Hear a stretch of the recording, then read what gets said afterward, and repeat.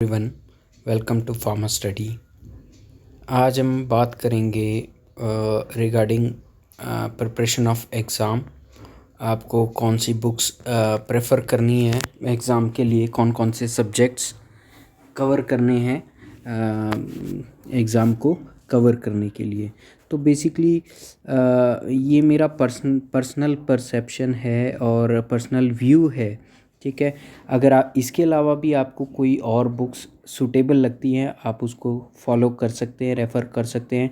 Otherwise जो मेरी personal suggestion रहेगी वो ये रहेगी कि आपने जो सब्जेक्ट्स जहाँ से कवर किया है या आपके पास उसके नोट्स अवेलेबल हैं तो आप वो वहाँ से ही कवर करें।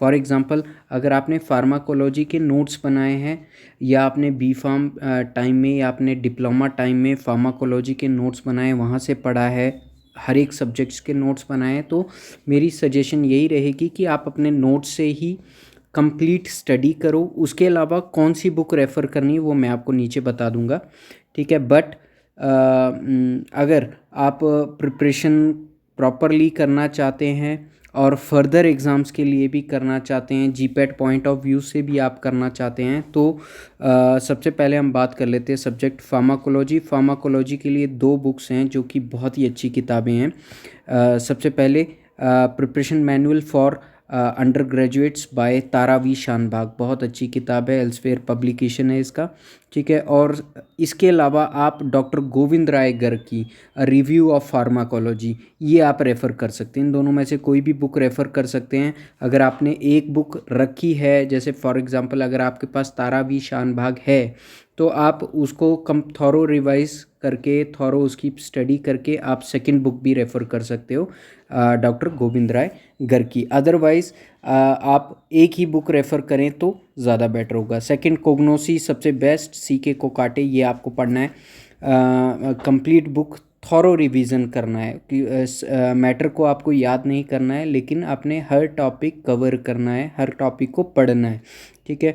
थर्ड, आपको फार्मास्यूटिकल एनालिसिस में रविशंकर में आपको स्पेक्ट्रोस्कोपी सारी रविशंकर से कवर कर लेनी है, ठीक है। ब्रीफ में सबसे फास्टली कवर होगा। और कस्तूरी से क्रोमेटोग्राफिक टेक्निक्स एटलीस्ट आपको वहाँ से कवर करनी है।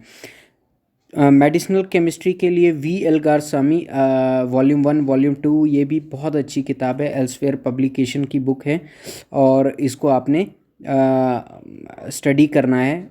कोलॉजी और मेडिसिनल केमिस्ट्री रिलेट करके अगर आप इसको पढ़ेंगे तो आपके लिए ठीक रहेगा। अदरवाइज़ आप इस सब्जेक्ट को स्किप भी कर सकते हैं, इससे जस्ट आप इम्पॉर्टेंट टॉपिक्स लाइक कीमोथेरेपी, इस टाइप के टॉपिक्स आप कवर कर सकते हैं, ठीक है।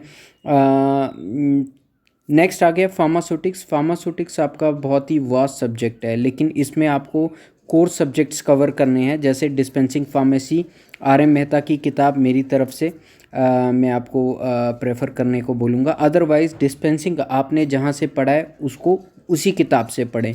Physical pharmacy by CVS Subramanyam, biopharmaceutics DM Brahmankar, ठीक है। इसके अलावा ये फार्माटेक बहुत ही वास्ट सब्जेक्ट है। माइक्रोबायोलॉजी ये भी सब्जेक्ट है जिससे चांसेस रहते हैं आपको क्वेश्चंस आने के, ठीक है। Unit operation CVS Subramanian volume 1 volume 2।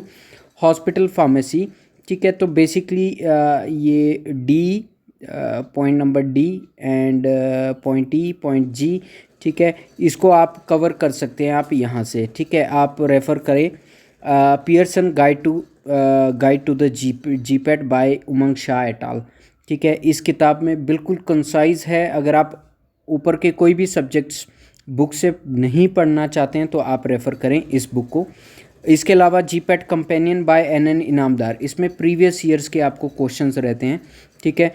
ये सब कवर करने के बाद आप अगर इसको कवर कर लेते हैं तो आपकी प्रिपरेशन एग्ज़ाम के लिए प्रॉपर रहेगी, ठीक है। सेकंड, आपको क्या कवर करना है, इसमें फार्मेसी के अलावा जीके के भी क्वेश्चंस रहते हैं, HP GK के भी क्वेश्चंस रहते हैं। तो जीके और HP GK के लिए बिल्कुल sure short books Arihant publication या कोई अदर पब्लिकेशन का भी आप रेफ़र कर सकते हैं। मैं आपको सजेस्ट करूंगा अरिहंत पब्लिकेशन, ठीक है। सबसे छोटी बुक्स हार्डली जो 30-40 रुपीज़ की जो मार्केट में अवेलेबल होती हैं, वो बुक्स आप परचेज़ करके उसका thorough revision word to word आपने पढ़ना है, ठीक है। तो वहाँ से आप ऑलमोस्ट मतलब जीके एचपी जीके के क्वेश्चंस कवर कर जाओगे।